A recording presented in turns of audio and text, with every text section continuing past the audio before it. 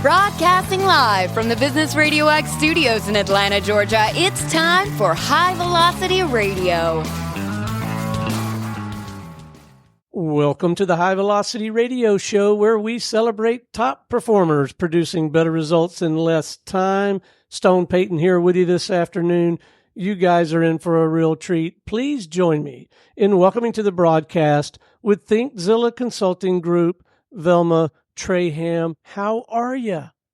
Hi, I'm well. Thank you very much for asking, and thanks for having me on today. Well, we are delighted to have you on the show. Velma, I got a ton of questions. I know we're not going to get to them all, but I think a great place to start would be if you could share with me and our listeners just mission, purpose. What are you and your team really out there trying to do for folks?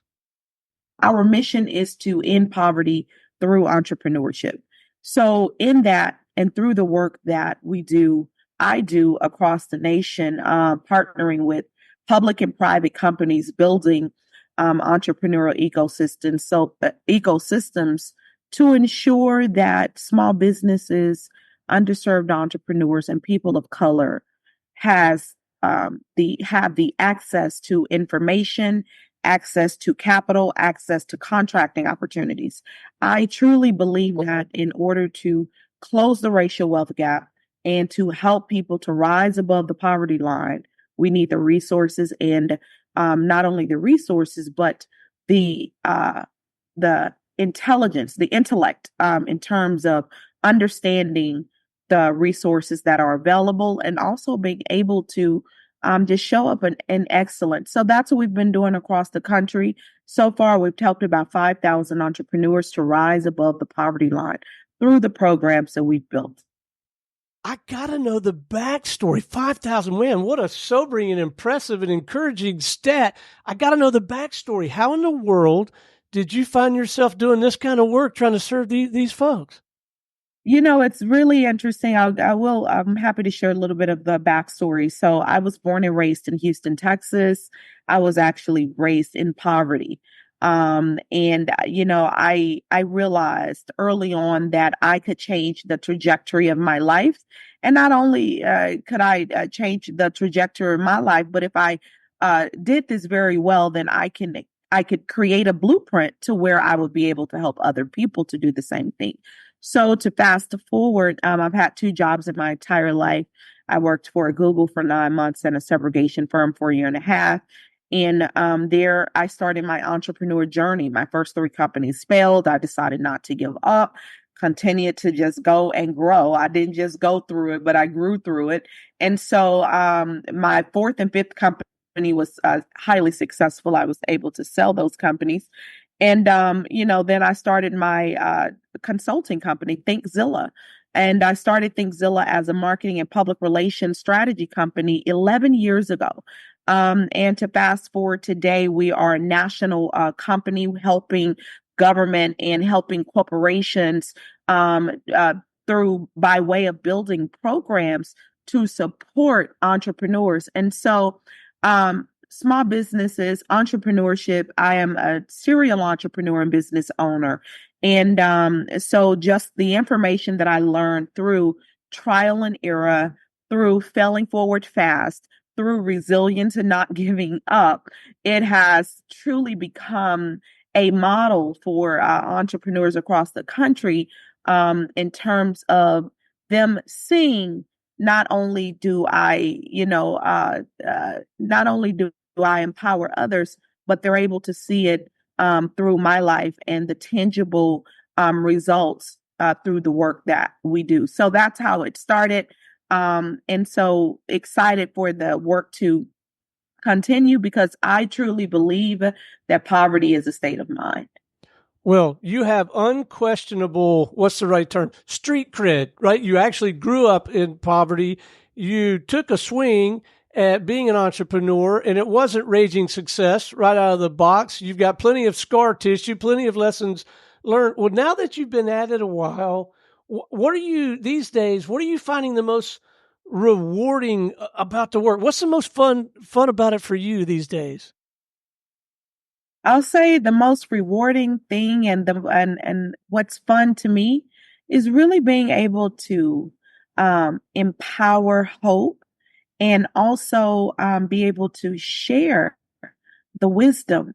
And so in that, the reason why that's purposeful to me and why it's exciting for me is because, it may have taken me some time to get it right, but I'm helping now so many people to get it right. We're helping people to really, build proper business models. We're connecting them to corporate people. We're connecting them to government and SBA resources, and so to see our business is getting millions of dollars in funding, winning millions of dollars in contracts, and really to just hear everywhere I go, someone comes up to say, I'm so thankful that we met 2 years ago or we met 3 years ago because the information that you share with me, now I am an employer firm.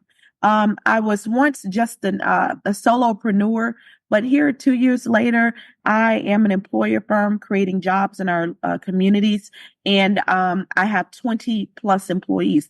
That is what brings joy to me. Small businesses are the backbone to our economy, and I believe that when you have someone and partners and people that have walked the walk, it really is more tangible in terms of the advice and the information that we share. So that's what keeps me going, and that's truly what's pleasing to me, is being able to serve and to also be a contributing solution to the problems that plague our nation.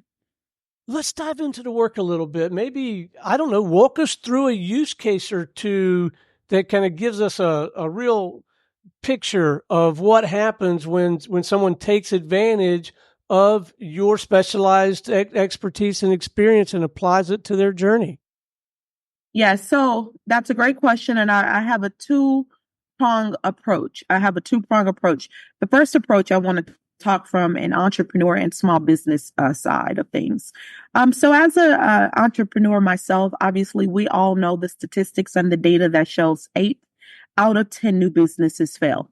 And I truly believe that the reason those businesses fail is because, nobody knows the brand exists. So they don't do a good job with messaging, marketing, and really understanding who their target audience is to be able to fine tune their business model in order to serve their customer.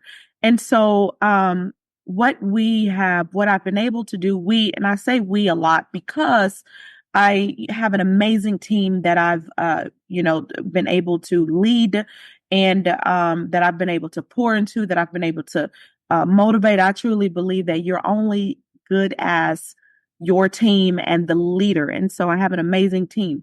And so from that, we've been able to help entrepreneurs through messaging, helping them to create the proper business strategy, helping them to understand who their target audience is, helping them to put in place the proper revenue models, and then helping them to understand about their model, not just what you're selling, but the problem that you're solving. So one of the things that I talk about nationally when I'm speaking on stage to 5 people, 100 people, or even 5,000 people, you create a business based on the problem that you're solving. And when you solve problems, you won't need money because money follows people who solves problems. Money follows solutions to problems. And so we've seen just some case examples. We've seen some of the people that's gone through some of our programs go from being a single mom with less than $5 in their bank account to now being budding entrepreneurs, whereas 2-3 years later, they're at 2.5 million, $3 million in revenue because of the information that we've shared, the programs that that I've kind of led, and also being able to hear. I've been a boots on the ground individual and really taking the time to hear from entrepreneurs, studying data, and creating programs that is driven by data. So that's on the entrepreneur standpoint. And the second prong is corporations and government entities. So corporate people, they congregate with corporate people and they have a lot of resources. Government officials, they congregate with government officials. And so oftentimes public and private companies, their messaging is a little it doesn't resonate to the entrepreneur. What I mean by that is you have corporations and government entities that have set asides for minority owned companies, and they have so many resources for entrepreneurs. However, the tone when they're messaging their resources, the entrepreneurs, it's not getting to the entrepreneurs because the entrepreneurs don't even recognize and understand the messaging from a corporate tonality perspective. And so they're not, corporates and governments, organizations are not meeting their goals. And so what I do is on the prong two approach is I help these corporations and government entities fine tune their messaging. I help them through looking at their diversity infrastructures, their social governance strategies to understand how we can help them to integrate into the community in a short time span. I look at everything as being an urgency. It is truly an urgency. And because corporations and government, they are spending a lot of money and they're not seeing impact on their dollar. They're not seeing the return on investment from them investing in communities. And so what I do is I make sure that I am bridging the corporate and government gap to entrepreneurs and small business owners across the U.S. And your influence and impact, it's being recognized. You very recently received an honor from Arizona Big Media. To tell us about that, like most influential women, weren't you named that in that group? Yeah, you know what? It came to me as a surprise because, I honestly don't do this work for accolades. It's truly my heart. But yes, I was just named Arizona most influential women in Arizona business in 2024 by AZ Big Media. I have been in Arizona now 3.5 years. Again, it really came as a surprise to me.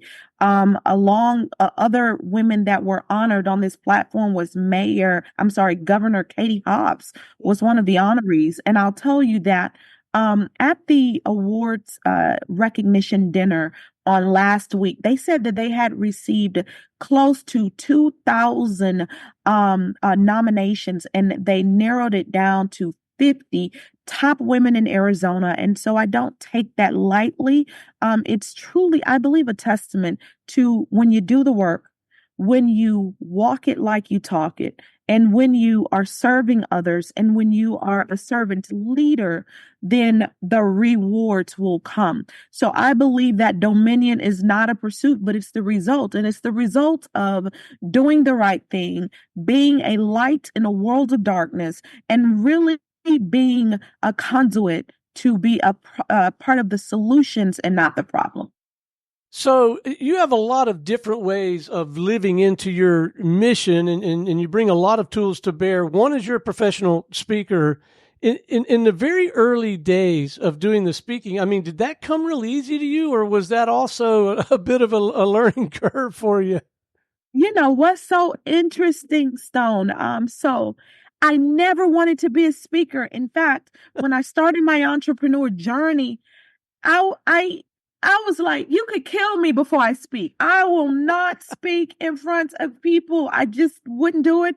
Didn't desire to do it. In fact, I wanted to just be the person to do the work behind the scenes. I never wanted to be a speaker.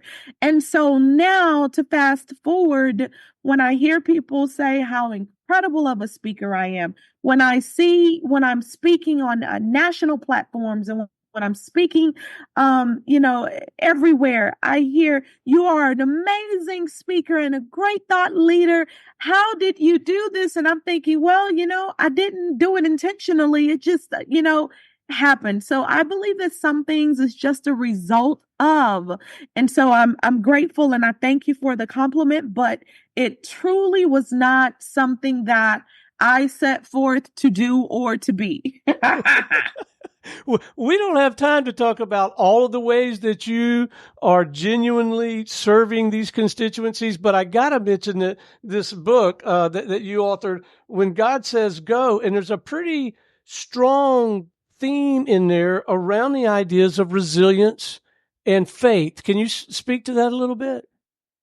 Yeah, so when I authored When God Says Go, which is a bestseller, we've actually sold over 1 million copies through events and things like that. And so I actually authored that book during a time when I was actually going through hell. I had transitioned from Houston to Atlanta. I went gone through a divorce, and it was just a very tough time. And for me, I will say that my grandmother raised me, and one thing I know about faith is the substance of the things that we hope for, but it's the evidence of the things that we don't see.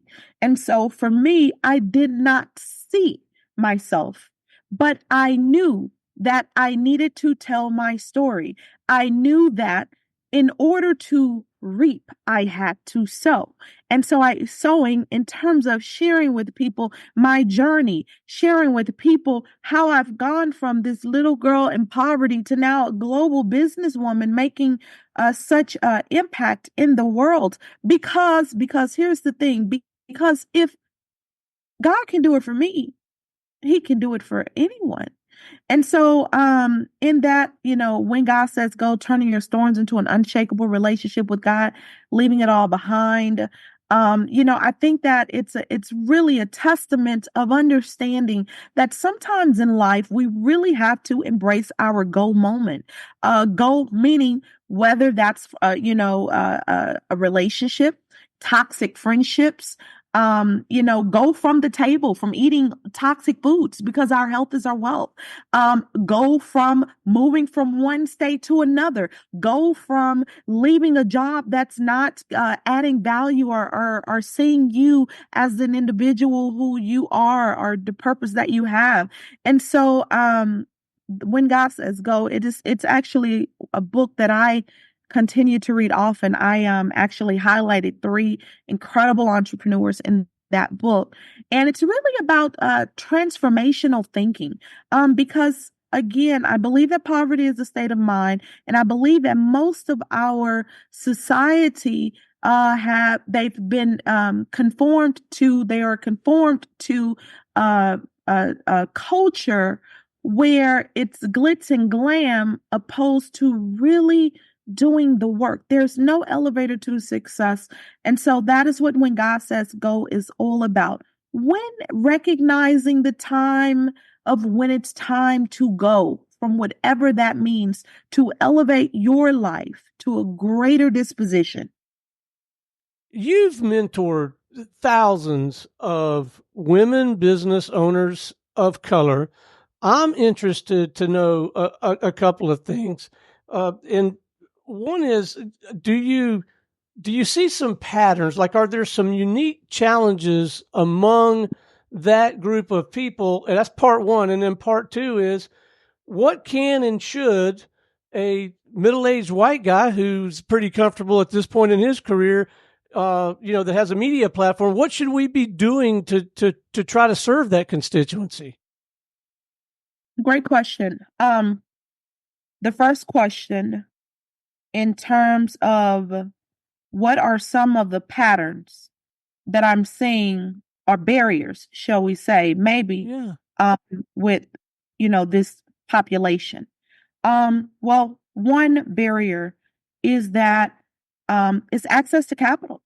In order for population to grow, there needs to be not only investing in the businesses by way of grants, by way of low interest rate loans, the information, but also, as strategic investments into programs like some of the ones that we are overseeing, that yields a great reward and a great impact. The other barrier that I'm seeing is that, this is a really big one here, and I wish this is a huge one here. And I'll try to articulate this as best as I can.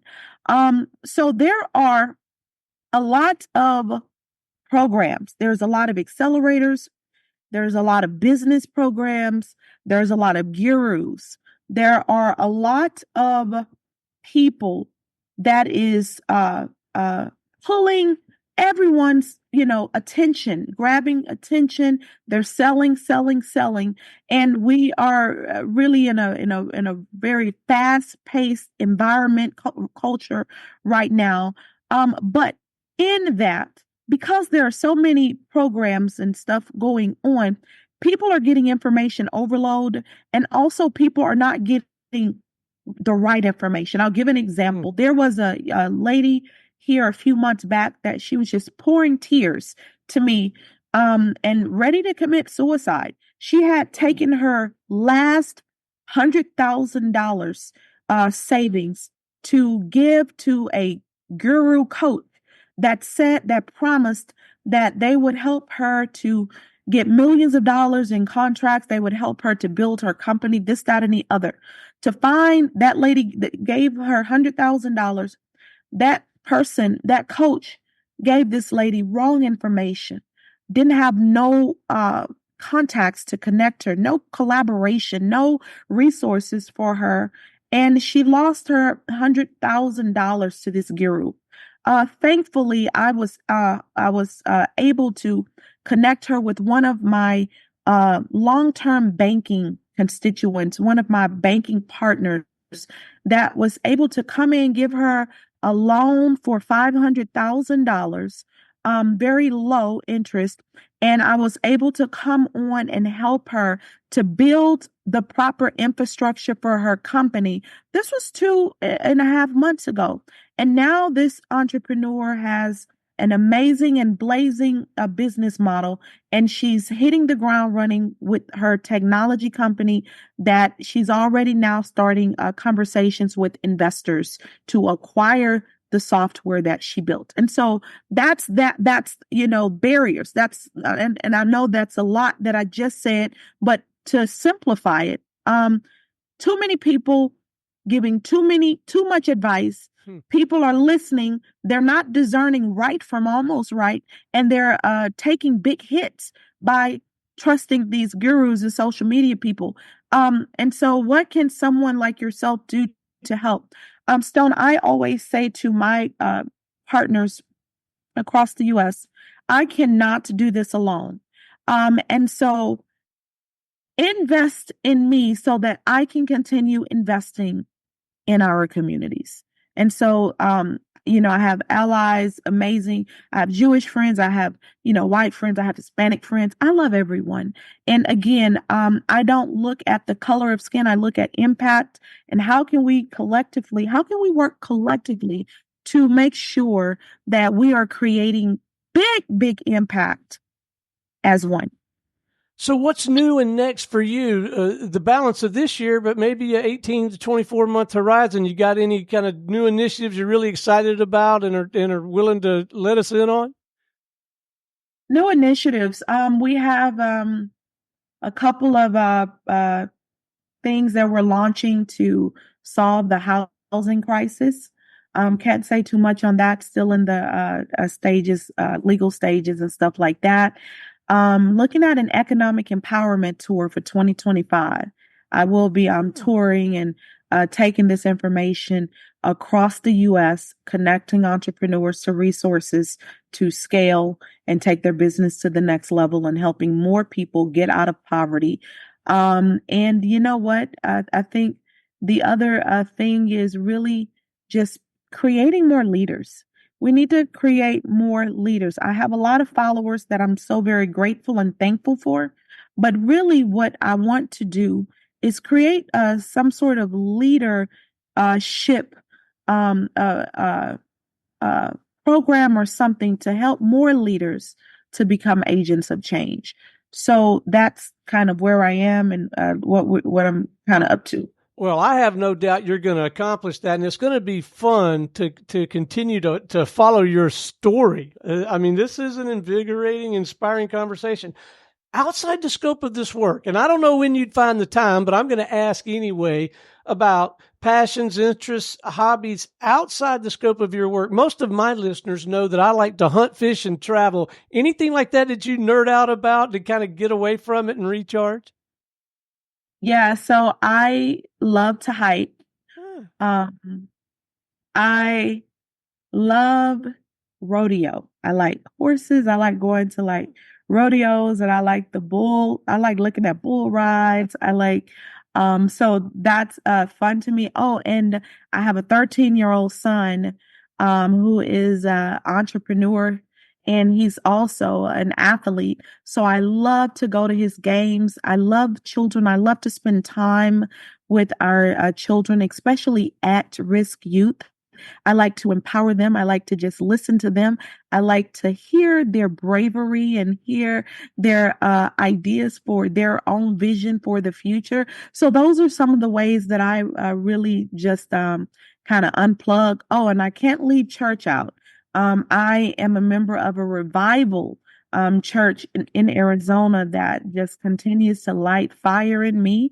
And so those are the things that allows me to recharge.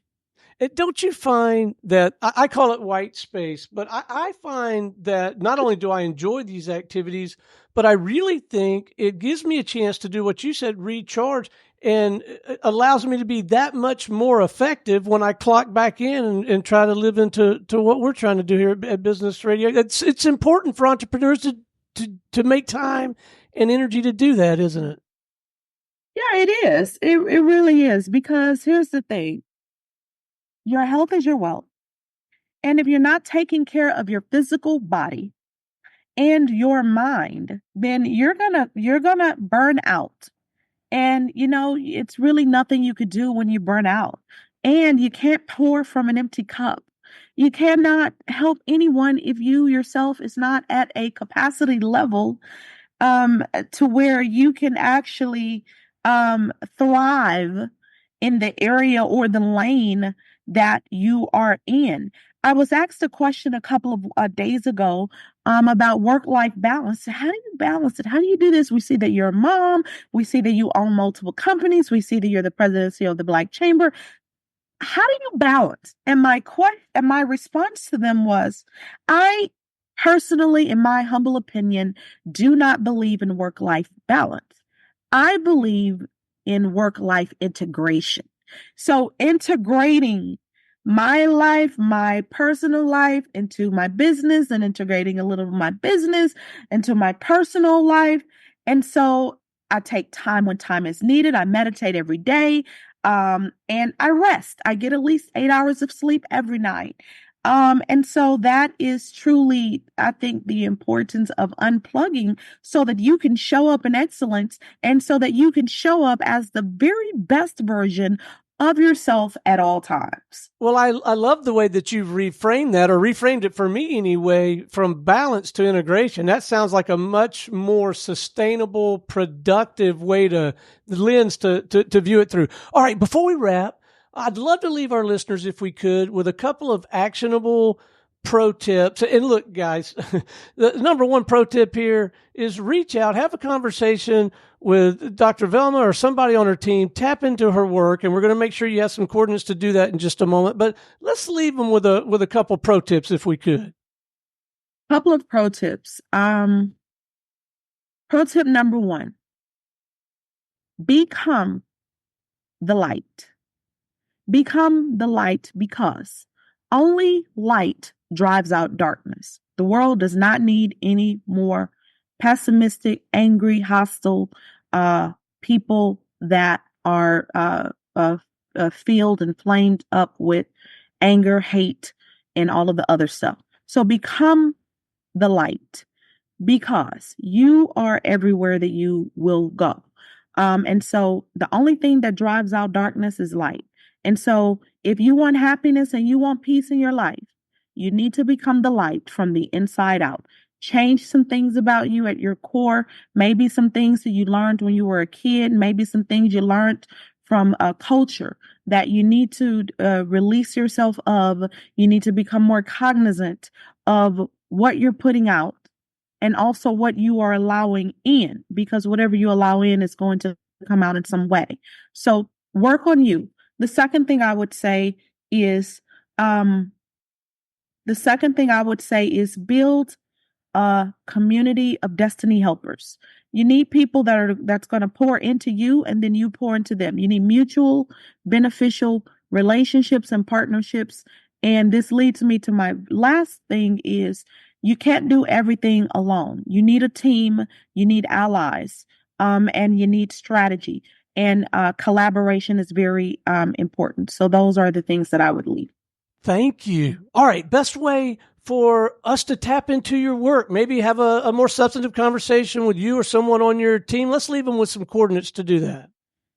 Yes. So I am on LinkedIn. My personal LinkedIn is Dr. Velma Trayham, Trayham. I'm also on Instagram, Velma Trayham. I am on Facebook as well, Velma Trayham. You can keep up with the work that I'm doing nationally on my personal platforms, but if it's market related, we have the Arizona Black Chamber, Black Chamber of Arizona, across all platforms. And then if you want to connect through some of our programs in Atlanta, Houston, and some of these other markets, connect through our nonprofit organization called Millionaire Mastermind Academy. And the mission of Millionaire Mastermind Academy is to end poverty through entrepreneurship. And so Millionaire Mastermind Academy is also on across all social medias. Join the mailing list, stay connected to us, and show up. I believe that 98% of success is showing up. Well, Dr. Velma, it has been an absolute delight having you on the broadcast today. Thank you for your insight, your perspective, your enthusiasm, and quite sincerely, this has been an inspiring, invigorating conversation for me. I know it has been for our listeners. You are doing such important work, and we sure appreciate you. Thank you very much, Stone. I appreciate you too for having me, and the great work that you're doing with High Velocity Radio Show. So thank you. My pleasure. All right. Until next time, this is Stone Payton for our guest today, Dr. Velma Trayham with ThinkZILLA Consulting Group, and everyone here at the Business RadioX family saying we'll see you in the fast lane.